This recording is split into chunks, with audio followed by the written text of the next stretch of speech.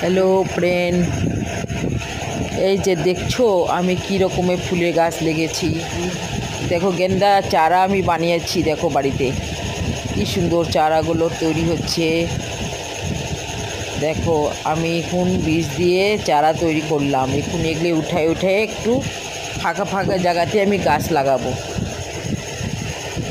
এখানেও গেন্দা গাছ আমি তৈরি করলাম বীজ ফেলায়, একটু বড় বড় গাছটা হচ্ছে। এখানেও দেখো গেন্দা বীজগুলো ফেলে দিয়ে চারা তৈরি হচ্ছে আমার। দেখো টপের মধ্যে এখানে দেখো গেন্দা বীজ দিয়ে তৈরি করলাম চারা।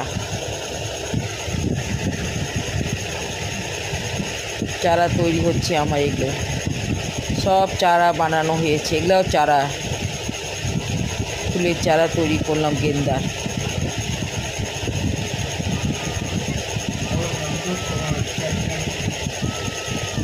বীজ দিয়ে তৈরি করলে চারা খুব ভালো হয়, আর তারপরে ধীরে ধীরে এগুলো চলে আসে ফুল।